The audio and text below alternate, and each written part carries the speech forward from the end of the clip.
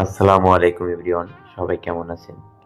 আজকে আমার হাতে যে মোবাইল ফোনটা দেখতেছেন, এই সেটটার মডেল হচ্ছে Redmi 10A। এটি আমার কাছে এসেছিল একদম ডেড অবস্থায়। কাস্টমার অনেক আশা নিয়ে ফোনটি আমার কাছে পাঠিয়েছেন। চলুন দেখি কিভাবে ধাপে ধাপে এই ফোনটি রোগ নির্ণয় এবং সমাধান করলাম। ফোনটি খোলার পর প্রাথমিক সার্ভিসিং করার পর দেখলাম সেটটিতে পাওয়ার এসেছে, কিন্তু বড় একটি সমস্যা রয়ে গেল। আপনারা যেমনটা প্রথম স্ক্রিনে দেখেছিলেন ঠিক এমন অবস্থা, অর্থাৎ হ্যাজ হ্যাজ বা র‍্যাক ট্যাক দাগ যে যেটাই বলেন না কেন, অর্থাৎ কোনো গ্রাফিক্স কাজ করছিল না, শুধু কালারফুল কিছু লাইন ছিল। গ্রাফিক্স সমস্যার সমাধানে আমি সিদ্ধান্ত নিলাম এর সিপিইউ রিবলিং করার, কিন্তু রিবলিং করার পর ফোনটি আবার পুরোপুরি ডেড হয়ে গেল। তখন আমি খুব ভালোভাবে পর্যবেক্ষণ করে দেখলাম যে প্রসেসর কোনোভাবে অ্যাক্টিভ হচ্ছে না। আমি ইউএসবি কেবলের মাধ্যমে কম্পিউটারে কানেকশন দিলাম, সেখানেও আমি প্রসেসরের কোনো অ্যাক্টিভিটি দেখতে পেলাম না। তারপরে আমি মিটার নিয়ে টেস্টিং শুরু করলাম যে ভোল্টেজ লাইনগুলো সব ঠিক আছে কিনা। সবকিছু পর্যবেক্ষণ করে দেখলাম প্রসেসরের VA12 লাইনটা মিসিং আছে, এবং আমি সঠিকভাবে আবার VA12 লাইনটাকে রিপেয়ার করলাম, এবং আবারও আমি প্রসেসরটাকে টেস্ট করলাম ইউএসবি কেবলের মাধ্যমে কম্পিউটারে কানেকশন দিয়ে। দেখলাম যে আমার প্রসেসরটা সম্পূর্ণরূপে অ্যাক্টিভ আছে, তারপরেও প্রসেসর রান করছে না। এরপরে আরো গভীরে যাওয়ার পালা। এবার আমি ডায়াগ্রাম নিয়ে বসলাম এবং গভীর টেস্টিং শুরু করলাম। দেখলাম প্রসেসর অ্যাক্টিভ হলেও স্টোরেজের একটি main voltage missing. Storage response না করলে গ্রাফিক্স ডাটা ট্রান্সফার হবে না এবং ফোনও অন হবে না। আমি খুব সতর্কতার সাথে অন্য একটি সোর্স থেকে ভোল্টেজটি বাইপাস করে সরাসরি স্টোরেজে কানেকশনে জাম্পার করে দিলাম।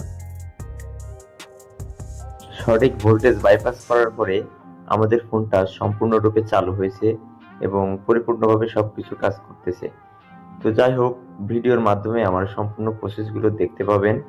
কিন্তু অনেকেই আমাকে প্রশ্ন করেন, আসাদ ভাই, আপনি তো সরাসরি আইসি চেঞ্জ করতে পারতেন, তবে কেন এত টেস্টিং করলেন?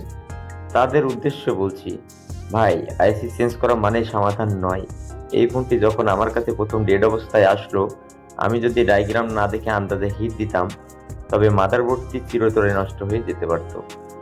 আপনারা যারা নতুন কাজ শিখছেন তাদের বলছি, আগে মাল্টিমিটার দিয়ে ভোল্টেজ এবং রিডিং চেক করার অভ্যাস করুন। মনে রাখবেন, একজন ভালো ডাক্তার যেমন আগে টেস্ট দিয়ে রোগ ধরেন, একজন ভালো টেকনিশিয়ানও আগে ডায়াগ্রাম দেখে সমস্যা ধরতে হয়। এই সেটটি যখন গ্রাফিক্স সমস্যার পর রিবলিং করলাম এবং ডেড হয়ে গেল, তখন আমি ঘাবড়ে যাইনি। মিডিয়াটেক বা স্ন্যাপড্রাগন সিপিইউগুলোর নিচে হাজার হাজার মাইক্রো বল থাকে। কাজের সময় সামান্য টেম্পারেচার এদিক সেদিক হয়ে গেলে পাশের স্টোরেজ বা পাওয়ার আইসি ক্ষতিগ্রস্ত হতে পারে। আমি এখানে কত ডিগ্রি সেলসিয়াসের পেস্ট ব্যবহার করেছি এবং কতটুকু এয়ার ফ্লো দিয়েছি তা খুব গুরুত্বপূর্ণ। ভুল হিটিং প্রসেসরের কারণে অনেক সময় ভালো মাদারবোর্ডও ডেড হয়ে যায়, যা আমরা এই ভিডিওতে এড়ানোর চেষ্টা করেছি। সবচেয়ে আকর্ষণীয় অংশ ছিল র্যামের ভোল্টেজ বাইপাস। আপনারা যারা ছবিতে চিকন জাম্পার তারটি দেখেছেন, এটি সাধারণ কোনো তার নয়, এটি insulated micro jumper wire. Storage অথবা র্যামের যে ভোল্টেজগুলো থাকে 1.8, 2.8, 1.2, এই জাতীয় ভোল্টেজ যখন মিস করে তখন প্রসেসরের ডাটা রিড করতে পারে না, কারণ সোর্স যখন কাজ করবে না তখন আইসির সার্কিটগুলো অফ হয়ে যাবে। যাই হোক, আমি সরাসরি অন্য একটি সোর্স থেকে এই ভোল্টেজটি টেনে নিয়ে এসেছি।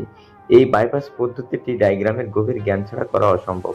ভুল জায়গায় জাম্পার দিয়ে যদি ভুল ভোল্টেজ দেওয়া হয় তাহলে আইসির সাথে সাথে জ্বলে যাবে। যাই হোক, আমাকে আরো অনেকেই জিজ্ঞেস করেন যে ভাইয়া, আপনি যখন প্রথম ডেট সেটটি হাতে নিলেন তখন কিভাবে বুঝলেন প্রসেসরের নাকি সফটওয়্যারের সমস্যা? এখানে আসল খেলাটা হলো পাওয়ার সাপ্লাই রিডিং এ।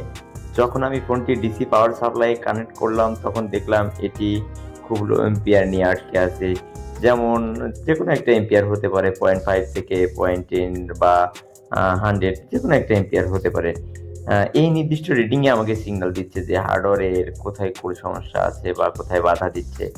আমি যদি শুরুতে রিডিং চেক না করে সরাসরি ক্লাস করতাম তবে হয়তো আমার অন্যান্য হয়তোবা হতে পারতো যে কাস্টমারের এমন কোনো ডকুমেন্ট আছে গুরুত্বপূর্ণ, তার সেটা ক্ষতি হয়ে যাবে, কিংবা আমি যদি আন্দাজে স্টোরেজ উঠাইতাম, হতে পারতো স্টোরেজটা ড্যামেজ হয়ে গেছে উঠাইতে উঠাইতে।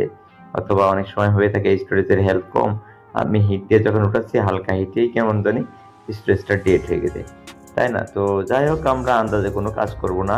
তাই নতুনদের জন্য আমার পরামর্শ হচ্ছে পাওয়ার সাপ্লাইয়ের ভাষা বুঝতে হবে। পাওয়ার সাপ্লাইয়ের ভাষা যদি বুঝতে পারি আমরা, তাহলে আমাদের এই জাতীয় সমস্যা হবে না। আপনারা ছবিতে যে কালারফুল লাইনগুলো দেখছেন, এগুলো সাধারণত কেন আসে জানেন?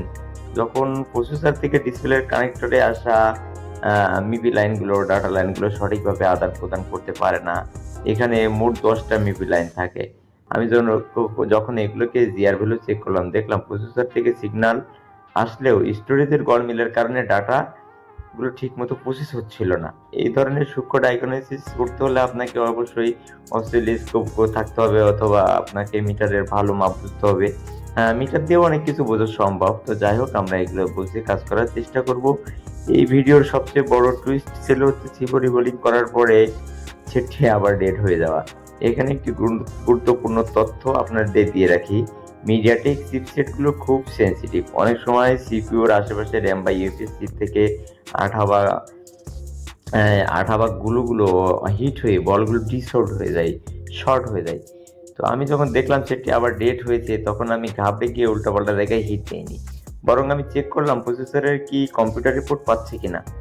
যখন আমি দেখলাম যে কম্পিউটার রিপোর্ট পাচ্ছে, মানে আমার প্রসেসর তো অ্যাক্টিভ হচ্ছে, কিন্তু রান হচ্ছে না। যখন রান হচ্ছে না, আমি পাওয়ার সাপ্লাই রিডিংটাও আবারও দেখার চেষ্টা করেছি। যখন আমি রিডিংটা দেখেছি, আমার পাওয়ার সাপ্লাই রিডিংটা এমনটাই ছিল যেটা ফ্লাকচুয়েশনের মতো, যেমনটা র্যাম প্রবলেমের মতো। তো আমি স্টোরেজটা তুলতে গিয়েও তুলিনি, এই কারণে যে হতে পারে আমার কোনো ভোল্টেজ লাইন মিসিং হচ্ছে। তো আমি যেটা করলাম, আমি স্টোরেজের যে ভোল্টেজগুলো ছিল আমি একটা একটা করে চেক করি। চেক করার পরে আমি দেখলাম যে বিসিসি কিউ বা বিডিডি কিউ টু যে লাইনটা ছিল 1.2 ভোল্টেজের লাইনটা, এই লাইনটা মিসিং ছিল। তো এই লাইনটা মিস থাকলে তো আসলে র্যাম কাজ করবে না, কারণ কখনো কোনো সোর্স লাইন যদি মিসিং হয়, এটা কখনোই কাজ করবে না। তো আর আমরা এটাও জেনে রাখবো, যদি কোনো সোর্স লাইন হয় বা সার্কিটের সচল থাকার পাওয়ার, এক কথায় সার্কিটের কোনো এনার্জি পাওয়ার হয়, আমরা এই লাইনটাকে বাইপাস করতে পারবো। ঠিক আছে? যাই হোক, আমি এই ভোল্টেজগুলোকে মিসিং পেয়েছিলাম। আমি VA12 মিসিং পেয়েছিলাম, বিডিডি বিডি র্যাম 2 এই ভোল্টেজটা মিসিং পেয়েছিলাম। যাই হোক, আমি এগুলোকে বাইপাস করেছি, প্রসেসর রিবোলিং করেছি। আলহামদুলিল্লাহ সফলভাবে আমাদের সেটটা রান করেছে। তো যাই হোক, সবাই দেখে শুনে বুঝে কাজ করার চেষ্টা করবেন। আর যে যেখানে আছেন সবাই ভালো থাকবেন, সুস্থ থাকবেন। আর আমার ভিডিও দেখে যদি একটু উপকারিত হন, অবশ্যই একটা লাইক, কমেন্ট, আর যদি পারেন আরো অন্য কোনো টেকনিশিয়ান ভাই বন্ধুদেরকে শেয়ার করে দেখার সুযোগ করে দিবেন।